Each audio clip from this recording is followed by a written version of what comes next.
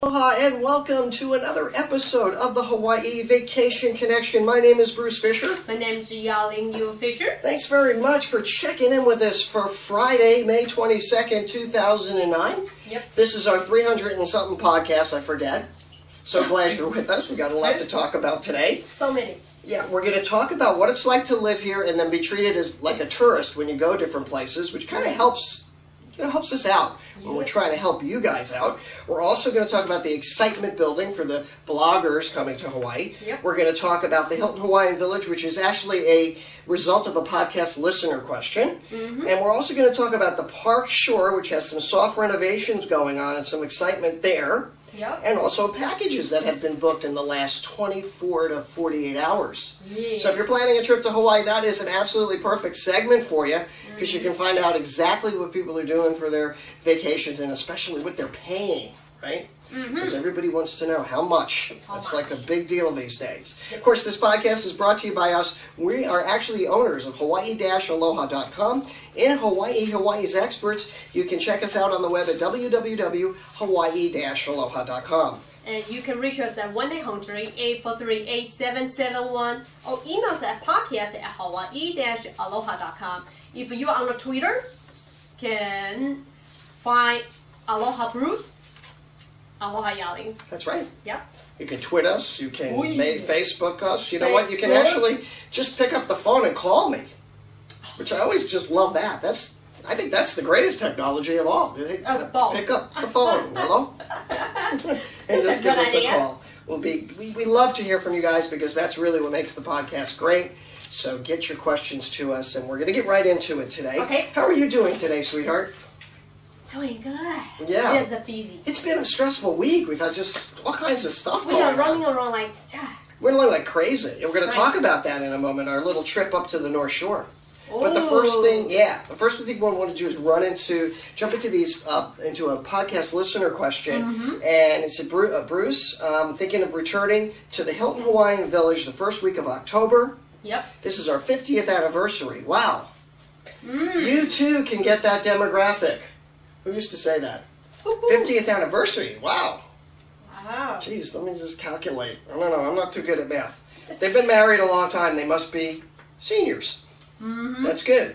What is happening at the property? I've heard there's been a lot of construction. Where are they at?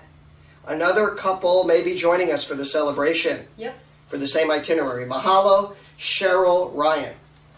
Okay, well, that gives us a chance to talk about that property because we get this question pretty often. A lot of folks book the Hilton Hawaiian Village through us, actually. Yeah. And one of the things that you're going to find about the Hilton Hawaiian Village is there's a myriad of room categories, specials, upgrades. I can't think of a hotel chain that has more ways to book that property. I think that at least have 15. Yeah, really. When I looked today, there's like over 15 different packages, a lot of them, and you have to dissect all of this and figure out what is going to be the best deal, you know? I mean, it's crazy. It's crazy. And one of the things about the property is it is so large, okay? I actually have my facts here. Ooh. Somebody told me I should check my facts. Okay, I'm checking my facts. Here's my facts. 22 acres, which is a huge property. And one of the things is there's so many towers. There's the Kalia Tower, the Tapa Tower, the Ali'i Tower, the Lagoon Tower, and now there's the beautiful Grand Waikikian, which was just finished. And I think that's what people are talking about, honey, when they're talking about this construction. Yep. Because that was being built for the last, year? Took a year to build that. Past few months, it's just it's a huge dinosaur of a building right next to the Ilikai there. Yeah. And any last inch of view and stuff you could see through to the ocean is completely gone now. You know, and I guess they did it right there. That was a place where it was getting built up anyway. Actually, it reminds me of, my cousin Russell is in here from Miami. It kind of reminds me of what happened on Collins Avenue right at about 63rd Street. Yep. Just all this concrete now. They called it the concrete jungle in Hawaii. But you know what? The Grand Waikiki is pretty nice. The rooms in there are pretty nice. So I think that's what they're talking about when they're talking about the construction there. Now, the construction has been completed. Yep. No more construction. No more. And when they redid the pool, right? Oh, yeah, the pool, they got a lock. the lagoon is right there. Yeah, the new lagoon, the lagoon area was completely redone. Gorgeous there. We did actually there's a video of that we shot of that somewhere around. And it's a beautiful, actually I think they shortened the pool or made the pool smaller to accommodate those cabanas that they have there now. Wow. Right? Or no, that's the Royal Hawaiian. Don't confuse Boy, am I out of it. No. Take that back. Roll the tape. No, I didn't say that. I'm thinking of the Royal Hawaiian. Erase. Reverse that back. No, but two things that happened there was two big restaurants that have been there forever were closed. The Golden Dragon. That's right. The Chinese restaurant. That's right. That Chinese restaurant, and then also the steakhouse there. What was it called? The This I remember there's a steakhouse there. Yeah, the Village Steakhouse. Remember that? Look, it's there. Yeah, they're gone. Both of those are gone. Yeah. Those two restaurants are no longer there at the Hilton Hawaiian Village. So what they did was they kind of combined those two restaurants together. Yeah. And that's now like a VIP thing. So if you're a Hilton Honors member, you can have use of that. Oh, so I don't know what's in it because I haven't seen it yet. Yeah, we should go check it out. We should go check that out.